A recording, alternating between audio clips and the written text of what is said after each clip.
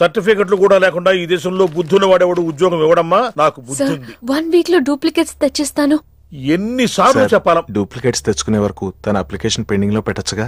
ఆడపిల్లైతే చాలు, ప్రతివాడు సంఘ సేవకుడే. Sir 1 chance. వెళ్ళవమ్మా, అసలే వెయిటింగ్ లిస్ట్ లో ఉన్న పేరు నీది.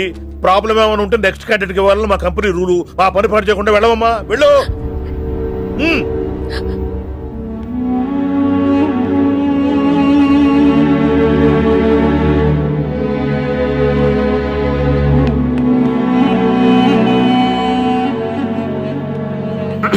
హలో మీనాక్షి, మీరేగా? ఏమండి, ఫైల్ ఎక్కడ పడితే అక్కడ వదిలేసుకుంటారా? ట్రైన్ లో దొరికింది, మంచోడు కాబట్టి తీసుకొచ్చాను. అన్నీ నాలెడ్జ్ చూసుకోండి. థాంక్ గాడ్, అన్నీ ఉన్నాయి.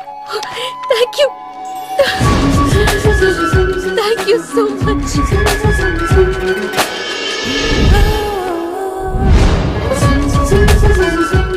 ఇక్కడే ఉండండి, 1 మినిట్ వచ్చేస్తాను.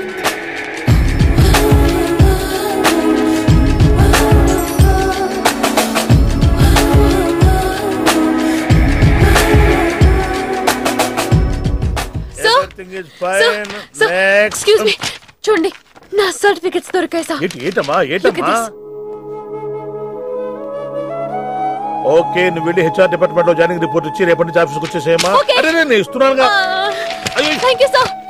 Excuse me, hello, excuse me, ఏమండి మిమ్మల్ని. Thank you so much, thanks a lot. I got this job. ఈ జాబ్ రాకపోతే నాకు చాలా ప్రాబ్లం అయ్యేది. I owe you treat, small treat. Yeah, చాలా థ్రిల్లింగ్ గా ఉంది కదా. నేనెవరో మీకు తెలీదు, మీరెవరో నాకు తెలీదు.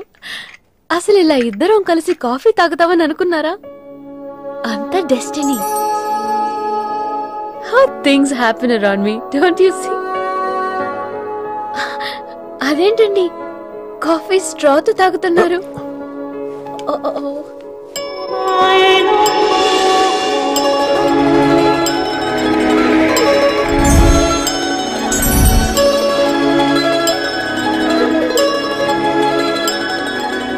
జై శ్రీమన్నారాయణ. పేరేంటమ్మా? మీనాక్షి. వారి పేరు? వారా? నీ కొంగు పట్టుకుని సిగ్గుపడుతున్న వారు. మీ చున్నీ నా బ్రేస్లెట్ లో ఇరుక్కుపోతే అంటే ట్రైన్ దిగిన దగ్గర నుంచి